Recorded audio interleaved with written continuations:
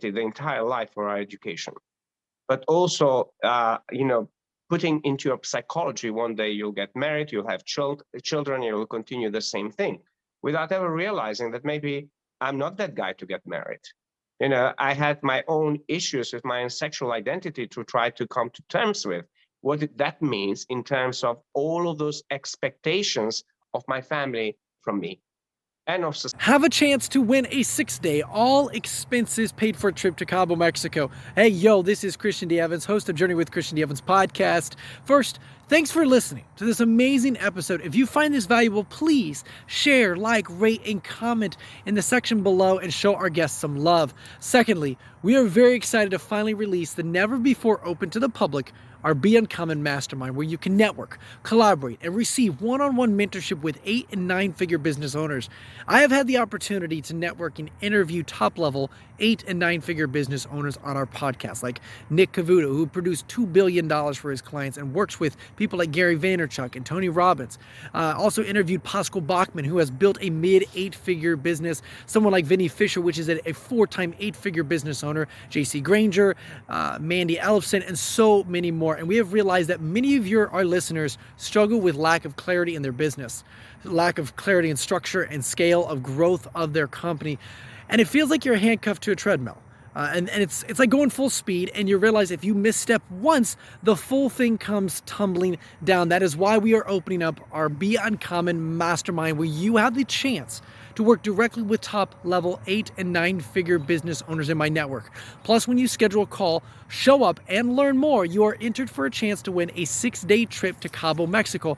All expenses paid for. So be sure to go to christiandeevans.com/mastermind-now. And the link is actually in the description below. Make sure you go to christiandeevans.com/mastermind-now. And make sure you sign up, schedule a phone call, learn more, and see if you qualify for our Be Uncommon Mastermind. Now, we are very exclusive on who we are taking on, so make sure you click on that link below. So guys, enjoy this next episode, and remember, be uncommon if you can. Cheers. Thank you so much for tuning into Journey with Christian D. Evans podcast. I'm your host, Christian D. Evans. And guys, we have someone remarkable. He has been featured in so many different publications. He's been able to mentor and educate top 500 CEOs like Microsoft, Deutsche Bank, SAP, Ernst & Young, and so many other successful entrepreneurs like scientists, coaches, speakers, authors, doctors, government leaders, lords, royalty, sports personalities, and film and music celebrities. This man that we're having on, he's professional and TEDx speaker, best-selling author of several books, which we're going to be diving into today.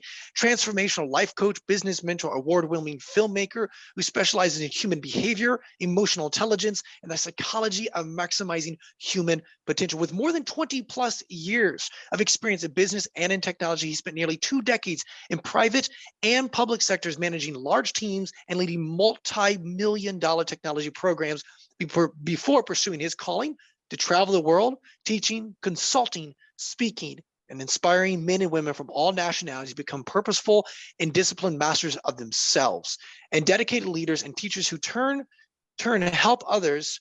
turn help others expand the frontiers of human awareness. He is the #1 Amazon best-selling author of several books. He's also the owner of TJS Alarms, which is his systematic process and how to really help people go from where they're at to really help them scale to the next level, which we're going to be diving into a little bit further as well. He's published books like A Path to Wisdom, Fit for Purpose Leadership, Loneliness, and The Unfakeable Code, which we're going to be diving into, most recent book.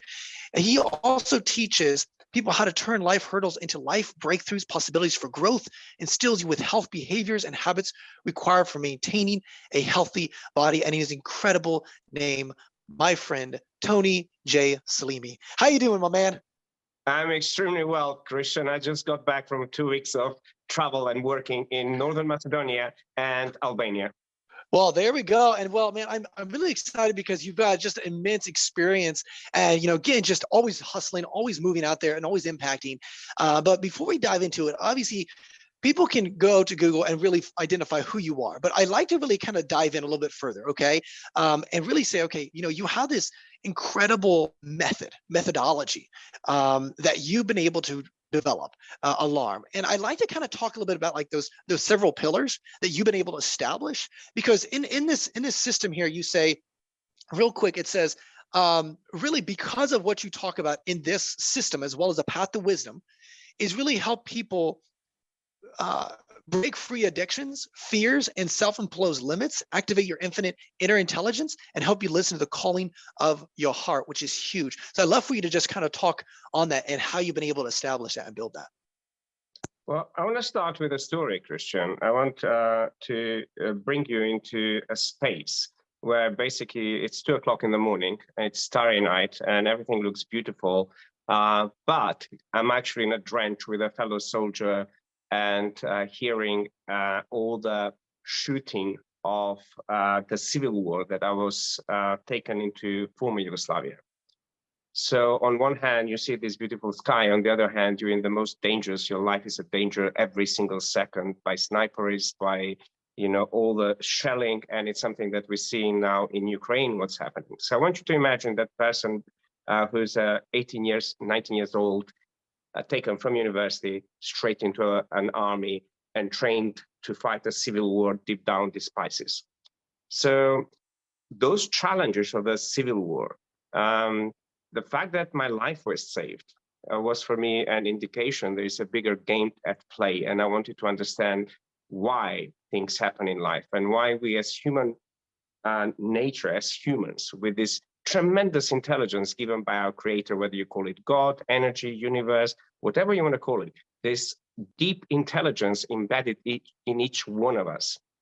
And this desire to be able to tap into that intelligence did not just came up just in the civil war at the lowest point of my life, where pretty much I was living by the second. I never knew I'm going to have another second in my life, but also being born in Macedonia, in a culture where, you had so many issues back then in a former Yugoslavia, where just because you belong to certain creed, you were not allowed to be somebody, or, you were trained to be not enough, that you are nobody.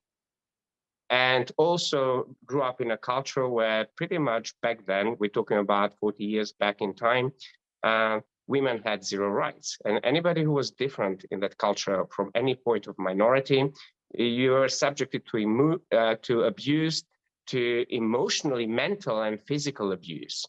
And, I was observing this reality, and I forced and dedicated my life to be the best I can be at school. So despite being bullied, despite overcoming critical illness that left me hospitalized 2 years, my desire to understand matter and spirit, because there are those two things that brought me back to life, which is doctors, but also spiritual teachers who back then, my parents went back to them when the doctors gave up on my life. And being exposed to two different things helped me to really dedicate my life to understand science, understand biology, and understand life's problems from a scientific perspective, but also tame the skeptic in me when it comes to things like we don't see, and that can really transform our lives, which is the spiritual aspect of our being. And also so many wonderful healers and spiritual teachers out there who actually pretty much teach what science has learned from them. So, talking about this, fast forward now, I'm homeless in London at the age of 20. I couldn't speak English. I lost my identity I once knew. My life was saved from a civil war. I had nobody to welcome me in. Back then, we didn't have this, what we are experiencing now with Ukraine welcoming refugees. Refugees were seen as the lowest of the lowest in the society. So you didn't even have the support. And this drive to understand why we behave like that with another fellow human being, with another creature of the same creator we all believe in. Why do we behave in certain ways, and why all the situations end up and happen for us, whether it's to transform ourselves or whether it's to become better people, or in some cases, people go completely on the other side. So the first 10 years being in this, in UK, and where overcoming struggle after struggle after struggle, until I graduated from one of the top engineering universities with an engineering degree combined with organizational behavior and psychology. And I always wanted to understand technology, because technology on one hand can give us this incredible opportunities, but we design technology. And I wanted to understand that aspect of us from our psychology, how technology and psychology pretty much are aligned. And the more our psychology grows, the more the technology out there in the world gets better and better and better. So it's sort of, I spent the next 14 years leading and managing huge multi-million and also billion-pound technology transformation programs. But at the core of it, I continued my self-development, CBT, NLP, life coaching, leadership coaching, and healing, and seeking some of the best healers around the world to learn the methodologies until I was ready to pretty much bring together the almost like 20 years of dedicated learning and research and experience and create the alarm methodology. And that happened when the trigger, we always have a trigger what makes us really jump. Even we don't care if we may commit suicide, frankly, when we go into the unknown I'm talking about. So this happened for me in 2008, 2009, in the biggest financial crisis that hit us. And I want you to listen to that voice that I had since I was a kid to really help people find that inner peace and heal themselves so they can be more effective in society as leaders, as business owners, as parents, and how to harmonize those conflicts and grow from conflicts. So I did another MBA course through which I really put together all of what I wanted to bring into the world in a foundation, a methodology in Path to Wisdom. But back then, I was doing both technology and also coaching clients from around the world and also doing healing work, which was very specific work that I was doing. And this book was written in London, in my studio flat in Pimlico back then. I was in Marrakesh with a client, I was in Brazil, I was in Croatia, I was in Switzerland, I was in Macedonia, I was in Albania. So the book was written in almost like 10 different countries. And every client experience, the last one me being in Brazil, and I spent 12 weeks in meditation for 8 hours. And I went with one intention. What is the formula to help mankind, humankind, find that inner balance? And what is the formula for all of the stress and emotionally induced illnesses that makes us, on one hand, pursue professional growth, finances to become independent, and other dreams that we have, but then we lose that inner balance and we become ill in the process. And one thing that wherever I traveled, whatever I worked with, whoever I worked with, people did not have inner peace. I didn't have inner peace. And these 12 weeks changed my life.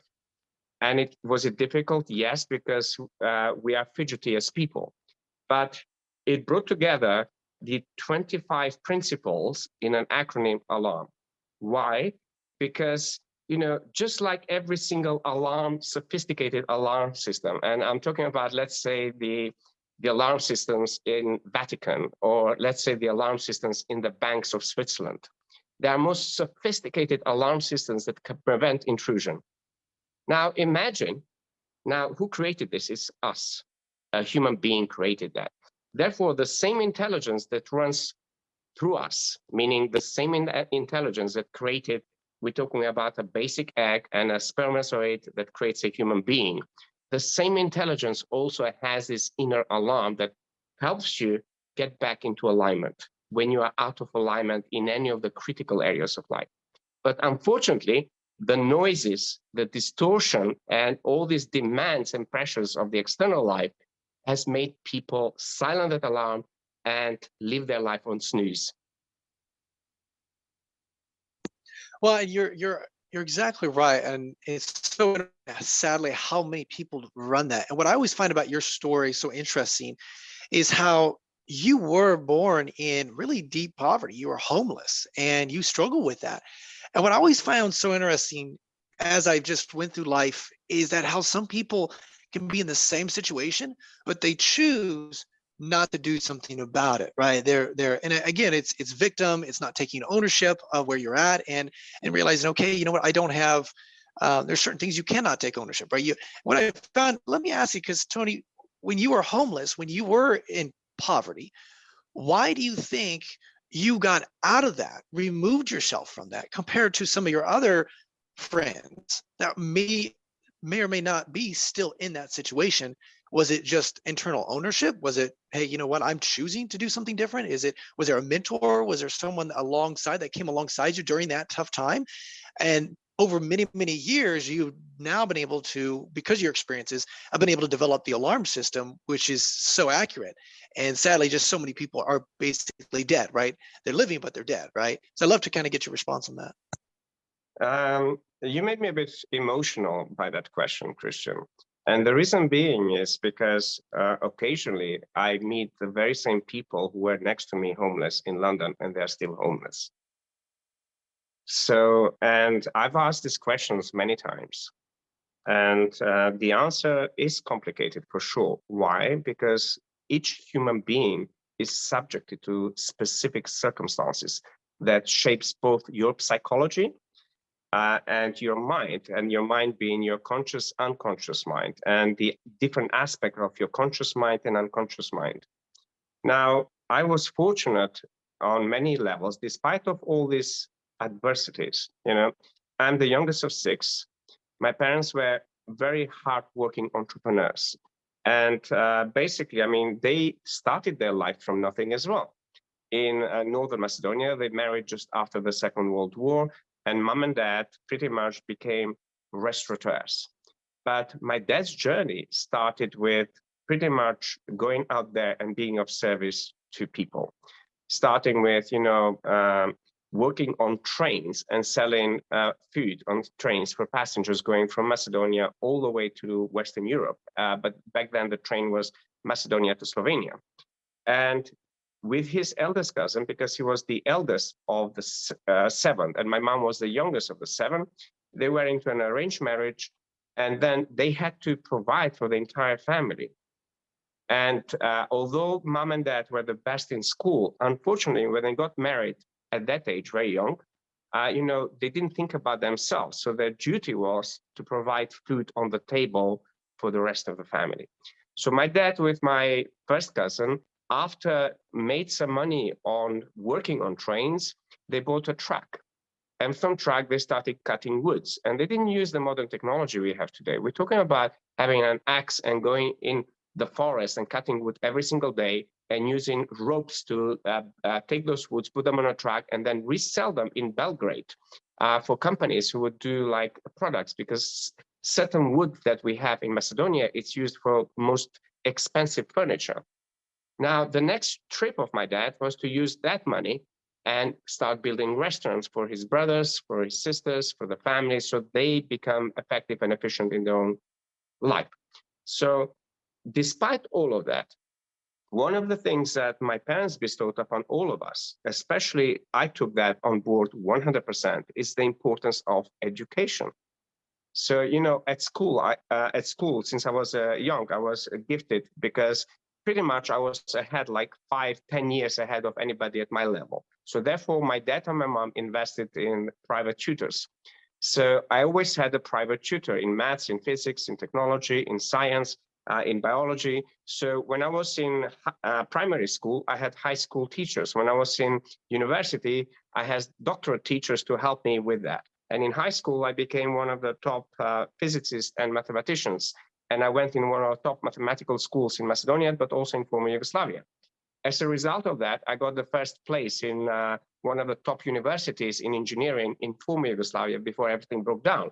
And just as I finished the first year, the civil war broke out. So, and then being in the war and being a soldier, you also learn so many different skills that are for life. So, the question about what made me make those choices and how come other people in the same situation where I spent 5 months homeless with literally pretty much with slice of bread and glass of water, and occasionally if somebody left me half an apple to eat. That was my life starting at the age of 20 in London. And I was asking those questions, and then it made me realize that it's a complex issue. If somebody doesn't have that background, that knowledge, that training, that desire, that experiences that you have, they cannot make the same choices as you have. So they will make different choices, and therefore their needs to be able to take them from the streets are much higher than somebody else who has fought a civil war, fought bullying, studied for many years complex subjects, and learned a very different way of understanding life. So this was the thing that one of the things I wanted to do is at least create tools for many people. They may not be afford to work with an expert like myself and other people out there, but everybody can afford to read a book. So for me, the process of writing the book and trying to understand the psychology of different people in different situations, it's also why this calling inside of my heart is to share this unique wisdom and methodologies, because the alarm is the first methodology.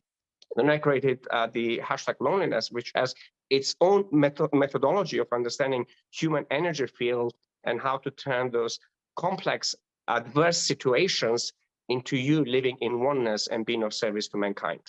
But also the unfakeable code, which I talk about specifically how to change behavior. So there's another methodology of behavioral change principles, but also 5-step method, the unfakeable code.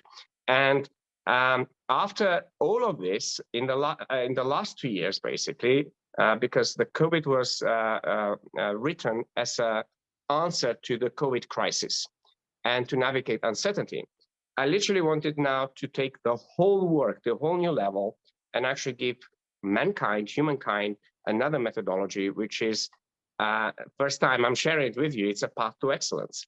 Because deep down inside, it's this, infinite intelligence that we have, but it takes a lot for you to dig deep and polish that diamond that I believe every human being has it. So it's sort of, I wanted to really bring tools that people can work and focus on people who serve people so they can truly expand, elevate, and transform themselves so other people can have a greater experience with whatever business you're in. Well, what I find very interesting when I was looking at your alarm system specifically is you say how many times we can be proactive. And sadly, what I found very interesting about people's behavior is that we tend to be more reactive. And what I mean by that is more of enough pain is on us, we go bankrupt, we get a divorce, we do something, right? Pain before we start taking action.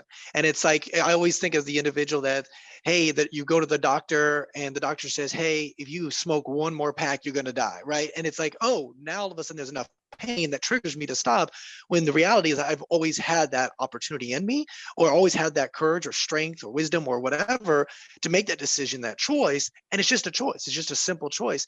And I love how you've been able to build just incredible things. So my question to you, after mentoring hundreds, high caliber people to low caliber people to just, sports professionals to royalty, what have you found is like the key indicator that really helps people stay more of proactive thinking versus, being motivated by pain and waiting till pain comes around in our life? Oh, you really ask some really wonderful questions. And I always believe in asking wonderful questions, you get transformation. So the key to what you're asking me is, one is to awaken that values aligned vision, and to get the clarity, what are your true authentic values? And then calibrate your entire life to create a purposeful vision which keeps growing and evolving. Now, over the years, if you met me 12 years ago, when I was still working in technology, somehow back then, with everything that was taught to me, and many people, many teachers were teaching, they were teaching, for instance, I'll help you find your purpose. Now, that was in contradiction with my inner knowing and with a scientist in me who believes in the infinite divinity. And so, I then, in the books that I wrote, I coined the term ever-evolving purpose before anybody else using that term. Why? Because, for instance, in every moment in your life, once you get to that specific goals, that purpose was for you that goal. But then the moment you accomplish that, a new purpose arises. Why? Because we have infinite voids within us. And most people have no awareness of what the voice of those voids is telling them and how they drive the evolution of their authentic values. So that is the key in that. Why? Because authenticity is so linked with our behavior. So when we have clarity on those voids and what values are linked to those voids, which has nothing to do with all the programming you received over many years, you start to really creating a vision and you start to engage your frontal cortex. So your entire bloodstream goes into your frontal cortex. But when you live on a trial and error, you're actually working from your animalistic brain, your amygdala. So, you know, when people are not taking proactive actions, it's because the entire reality is filtered through the amygdala, meaning they will chase something that they can pretty much eat, or they can avoid something which they feel they can be eaten. You know, in the coaching industry, it's known the 3 Fs: flight, freeze, and fight, flight, freeze. But I've added another one. And, you know, I don't want to use the word, but it's when we say fuck it. And when we reach that point, we really then go back into our inner being and we invest in the greatest asset you will ever possess, which is you. And yes, it's great to read books. Yes, it's great to go and do training. But what I found is when you have a mentor at a very high level and a coach who has a broad experience, they can truly dig deep in you and turn the knowledge you have into juice that everybody can drink from. So let me So you can ask give you, a greater service. yeah, because do you see that some people can kind of look at themselves and see those voids in themselves, or do you always have to have a mentor? Do you always have to have like a third party that maybe like brings up red flags that maybe you don't see on yourself? Okay, I love using metaphorical teachings. The reason being is nobody likes to be imposed somebody else's views. So metaphorical teaching to answer your question is, if you are outside and you're looking at the earth, you'll be looking at the trees, you'll be looking at the buildings that have been built, you'll be looking at the grass, you'll be looking at the roads, but you won't be looking what's deep inside the ground.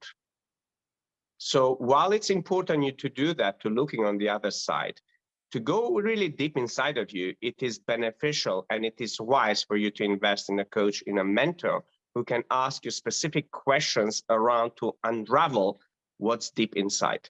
That's why even in the outer reality, life demonstrates us that the two are essential. So if you want to really go far and if you want to really unlock your true potential, it is very difficult for you to do it on your own because you're limited by your own psychology and your perceptions that brought you to where you are right now. So I believe all of us, we have a mirror role to play in life. Now, you also mentioned something which I found very interesting, because authenticity or being authentic is so just pushed around. It's so pushed around today, and I'd love to get your response regarding to like kind of what your belief is in regards to authenticity as well as alignment with your values and what you mentioned. So if you could share a little bit more detail on that. Now, there's been this toxic idea that fake it until you make it. You know, there are elements to that which can help you at the beginning of your journey. But unfortunately, we all have a bullshit detector. And the more you learn, the more you grow your mindset, the more you start that internal journey and start winning battle after battle internally, the more this bullshit detectors becomes very refined. So we're coming to an era where a lot of people pretty much are into the self-mastery journey. And if you're not authentic, their detector will pick it up. And, to give you an example, for instance, I get thousands of automated messages from LinkedIn selling me a service. And the reality is nobody has ever, they don't even know what I do. And you could take a coach, for instance, who's saying, okay, I'll help you build a 6-figure business. And just on that bullshit detector, they don't even realize who they're talking to. So, this is inauthentic approach to serving people. For me, authenticity is when you in yourself are aligned to your own authentic values and you share with the world authentically what that is. And also you align your behaviors, your actions, your responses to what those authentic values are and are able to authentically say yes or no.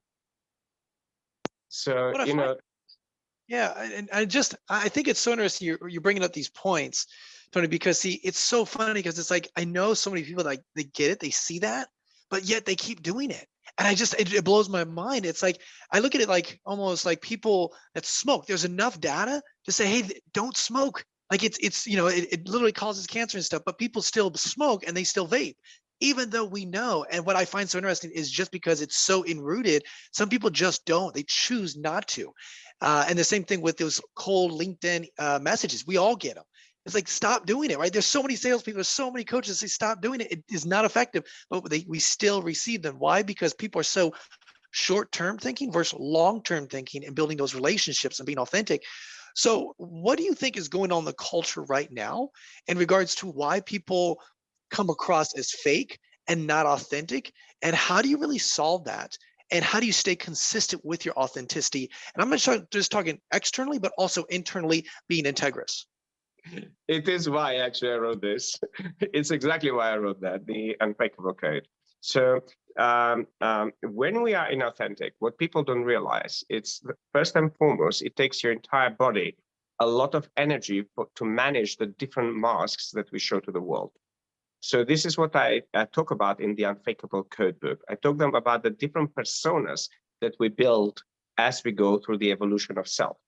And all those personas, while on one hand, they serve in that moment, in reality is they create very complicated defensive mechanisms within the self. So therefore, unconsciously, people can be inauthentic without even realizing it. So, sometimes people do it on purpose. So to change the behavior that makes you inauthentic, again, is to change the code through which you become inauthentic. So, we working in technology, it's what really inspired me to look at psychology from a very different perspective than what they teach in psychology schools. And when you really start analyzing that, if you have an old computer, this is why, for instance, Apple designed a system that you don't need every 2 days an update. And you have the Microsoft, where you consistently have updates. And none of that, every time you do an update, you can have even bigger problems. So with the psychology, when you have invested in somebody who can transform your battles that go into your unconscious mind, where you are unconsciously unconscious, that's where the conscious mind, which is consciously conscious, can create a true transformation. So when it comes to being inauthentic, so mentally it impacts you, emotionally it impacts you, it can create stressors that make the body ill. But then if you look on the outside world, living in an authentic life, you start pretty much losing your confidence. Why? Because it takes a lot of energy for you to keep up those masks that you show to the world. So if you go into a meeting, for instance, when I do leadership training with VIP clients, I look at all of the different aspects, how they change their behavior depend who the person is. Now, that is a big alarm to listen to, whether you are authentically showing yourself up in different situations. And if you are not, then it's wise to spend some time to understand those inner mechanisms that make you behave differently. So if we have somebody that we infatuated by, or we want something from that person, we put on a mask and we truly become inauthentic in trying to share something with them, because we want their attention, we want their approval, we want to please them, whatever it might be. But then if we have somebody that we perceive they are below us, we pretty much become arrogant in our behavior. And therefore, we're not in our center, we're not in our heart. So understanding those dynamics of pain and pleasure and of the different personas that we show to the world can really help you get back more into the center and into being a more loving and authentic leader. Let's talk a little bit about that, because sometimes it's not a matter of like how, but also having the right expectations. So like obviously someone that hears this and they say, okay, I need to be authentic. And so they start trying it. But like, let's talk a little bit about like the expectation, because when you start changing and becoming authentic, you Mhm. come across as totally different, and people may or may not be aware of that because they see you still as that unauthentic person, right? And maybe you're the boss, maybe the CEO, and you have to be kind of very straightforward. And you start changing that because you understand the power and the result of what authenticity does. You've done enough research, we understand it. We understand the power, the buy-in of your people and stuff. But also, I love to give a response on kind of the expectation, because it's like pulling your heart out there for everybody to see. And guess what? That also allows people to stab it and hurt it. And it is tough, but I just want to have the right expectations. So if you could, Tony, just walk us through that a little bit. And like, obviously, not only the result of being authentic, right? We get that, but also like, hey, you know what? It's okay to be hurt, because it is a path that you must endure to achieve something that majority of people sadly won't ever achieve because of they're unauthentic. Inauthentic, yes. Well, again, you nailed the point. And the point being in here is you can never be authentic if you're listening to the voice of expectation. Why? Because that voice is on the outside, it's not on the inside. So if the voice on the outside is louder than the voice on the inside, you fall victim to those expectations. And therefore, you then have to put, again, a mask to please somebody else. Which means you take yourself out of your authenticity to please somebody else, which means you stop living according to your authentic values and you go inside of other people's values and live according to them, which is totally inauthentic. How often do you see people do that? Because see, I'm curious, and I shouldn't say how often, it's more of like when they do that, when they align themselves to someone else's values and not become integrous with themselves. Mhm. What does that cause? Does that cause more of the prefrontal thinking, or is it more of the amygdala thinking? It's an amygdala thinking, because basically we are basing our choices and decisions on fear. And one of the fears would be the fear of judgment. The expectation is, again, fear of judgment. So if we have fear of judgment, we want to meet their expectation, but then fall short on our own expectation of self. So that is pretty much amygdala response. Gotcha. And that's why we're seeing what we're seeing all the time. So let's talk a little bit about kind of um, some concepts in the book that you discuss a little bit, because I mean you have tons of reviews on Amazon and other platforms, and obviously I'd love to kind of talk a little bit into detail what certain ideas or information or steps that these individuals could do to really implement authenticity at the highest level. So I start the book with a chapter called To Unmask Yourself is to Know Thyself. So, it's tiring to keep living in alignment to other people's expectations of you. Not just that, while that might serve you temporarily, in the long term, it causes a lot of stress, a lot of frustration. And pretty much it can make people not only create avoiding behaviors, but also lose their confidence, lose their self-worth. And self-worth is key for every human being. So when I deal with entrepreneurs that they've invested so much money on sophisticated systems, but still are not making financial breakthroughs, you are in business to make profits. And if a business is not making profits, there are so many different issues within the business, and that it pretty much can go back into destruction. So to unlock the performance, productivity, and I would say the profits of the business, it is truly to unmask the organizational culture of individuals, teams, managers, leaders, and pretty much if there's a board. So when I work with a business, I start at a board level to look at what is it, why they're investing such a huge amount of money for them to have an external expert who can be like a zoom, laser sharp zoom in their mind, in their psychology, but also what is trying the business to achieve. And it all comes down to unmask those issues that most people are afraid to discuss. We are afraid to discuss ourselves, our true selves. So, there was a time in my life where I struggled with my identity. So not only I did not know about my true self and my true identity, but the voices of other people were making me create those different masks to please those people and those expectations of others from myself. Now, this was huge when I was homeless. Why? Because, I grew up in a culture where there's so much expectation of you, and including in my family, who pretty much started from zero, and they dedicated the entire life for our education. But also, putting into your psychology, one day you'll get married, you'll have children, you'll continue the same thing, without ever realizing that maybe I'm not that guy to get married. I had my own issues with my own sexual identity to try to come to terms with what that means in terms of all of those expectations of my family from me, and of society, and of culture, and of religion, and the whole thing, everybody around.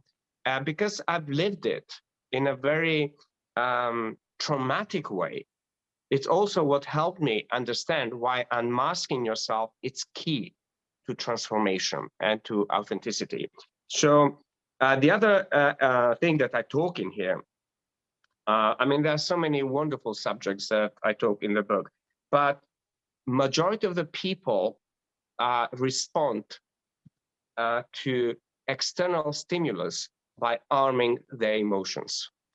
So in the book, I'm actually sharing a lot of powerful insights how to disarm your emotions. There's no strength if you are arming your emotions and your entire body, emotional body, responds to those expectations, to those daily demands. And, I've seen, especially in leadership, I just came back from, as I said earlier in the interview, Northern Macedonia and Albania. And in there, the clients were military commanders, there were people in government, people in business. And if you look at how people respond, the entire body responds with stress. And, when person responds with stress and they have this very aggressive way of communicating, most people, even if they say something which is wonderful, they're not going to listen. Your message is not going to go across powerfully, even though most people say, I'm authentic. And with one of the military commanders I was working with, although he had all the evidence around that what he was saying is very powerful, the way he was saying, the way his voice was, the way he was communicating, nobody was listening. So, when you have, if we look at what happened globally in the last 10 years, for instance, in politics, in leadership, in business, we've created a chaos that a lot of people find it very difficult to navigate that chaos. And that is all to do with people making choices and decisions which are emotionally driven. But they haven't built an objective psychology through which they can pretty much create a vision and stand still into the vision. And we have certain politicians who've been very good at that. If we take, let's say, Angela Merkel in Germany, she pretty much led the country through all the chaos with having an incredible leadership skills. But then if we take some other people, for instance, if we look at the America, for instance, we all know what happened in the Trump era, but also we all know what happened in Obama era and previous presidents. And if we look at every president, of course, they are just human beings. They're all driven by their own visions. However, what differentiates presidents is not the good and the bad that they do, because every president will have that. Every human being has that. It's having authenticity, but not through insults, for instance, and communicating in a way that other people go like, wow, that shouldn't be happening in the presidential level. That's why we have this, way of communicating in which you can awaken somebody's heart. And for me, a great leader is being able to awaken the wisdom in one's heart. And as we move forward into more conscious way of leadership, most leaders will be able to really direct their leadership in a style which is heart-centered. So that is another thing I'm talking about in the book. And there's 5 steps and 5 unique principles that if people live by that, pretty much you can start growing your mind and your psychology in a way where you take back control. Take back control means taking back those choices and decisions and behaviors and attitudes that make you a wonderful human being. Then a leader, then a parent, then a scientist, then all the labels that we have. It starts with your true authentic self. And most people have not mastered the art of loving prudently. And that love that starts with yourself, starts with your intimate relationships, starts with your children, with your family, but also at work in everything that you do. And when people ask me about success, for me, it's about truly loving prudently what you do. And when you do that, although you might struggle, eventually the entire universe will come together to open up a path for you to share your love and wisdom with the world. I love that insight. And I just appreciate the wisdom that you shared just now. And guys, I can't foot stomp enough to just get this book, because like you said, it is so powerful and just very actionable steps to achieve that result that you're looking for, right? And the reality is, just like Tony and I were talking about, be proactive, because it's like, hey, if there are certain red flags that maybe you're maybe not aware of, but that there's something, you live in this circular situation, you're like, I don't know why I can't bust beyond that, then you're in a situation where you need some sort of outside help. And we all do. And the reality is, just like Tony, he's been able to mentor high 500 level top CEOs, people that run large corporations. The reason why they reach out to Tony is because even then they live at a high level. Even if they're making $4 or $5 million, they still want to bust beyond and achieve great things. So Tony, I just appreciate the immense value that you brought in today, and talking obviously just a ton of stuff, from your story to the certain choices to having that conscious decision of the way you process information, whether that's the prefrontal versus the amygdala, and that fear and that effort, right, mindset, and then as well as just diving into your book and the authentic living, right, that we were talking about. Tony, how can our audience reach out to you, be part of your community, and engage with some of your content, my man? The easiest way, Christian, is to go to my website, tonyselimi.com. And in there, they have links to my different social media accounts. And also, they can read more about what I do, what I can do for them. And also, they can start by reading the books, because it's a tool that is available for most people. Nowadays, they have like Amazon Prime. In Amazon Prime, some of them we had Kindle version of the books for free. So all I'm saying to people, the key message is invest at least an hour a day of reading and learning. And when you're ready, I always say invest in a exceptional mentor who can be a trusted lens that can clean the lens through which you perceive reality, and go into that journey of continuous growth. Why? Because you are not born to have those perceived limits that we give ourselves, but also have been self-imposed by the environment which we live in, the conditions. Now we have, saying the war and all of those things. But most people who live proactively and they have a clear life plan, life strategy, they're not fearful to the uncertainty the market can bring, but they are prepared in advance for any changes in the market. So therefore, they can continue grow and serve people and innovate and create products and services that bring solutions to humankind problems that we create. And those problems will keep growing. We are in the era where artificial intelligence is getting very close into surpassing human intelligence. And many years ago, this was only a concept, but in my TED Talk, which I wrote based on the book #Loneliness, and I delivered it in US, it's about understanding how human intelligence and artificial intelligence can pretty much work hand by hand and still prevent the most precious things we have, which is life. That's unbelievable. You know, Tony, and it's just, guys, those links will be in the description below. Make sure you consume that. Make sure you just click on that. Make sure you reach out to Tony and what he's got going on. And Tony, again, just a remarkable amount of knowledge that you have. The only thing I regret is that we just don't have enough time, and we have to have you on again. Hopefully that's okay with you, because we would love to dive into bigger topics as well. And but Tony, before we let you go fully, is there any other last words of wisdom that you'd like to share with our audience? In my recent trip in Albania, I did a few lectures at different universities. And one of the tips I left people is the principle number 5 in the Unpickable Code. Let your heart be the only military commander you need to win every battle in life. That's remarkable. Guys, that is Tony J. Selimi, and this is Journey with Christian D. Evans podcast. Until next time, remember, be uncommon if you can. Thank you, Tony. Thank you. Yo, this is Christian D. Evans, Journey with Christian D. Evans podcast. We thank you so much for listening to this amazing episode. If you feel and you know that this was valuable to you, please show some love to our amazing guest by liking this, by commenting on this, by making sure that you do a nice 5-star review, and just show some love to our guest. That'd be really awesome. Also, make sure you share this with a friend, a family, a colleague, someone that you believe would bring value to their life right now.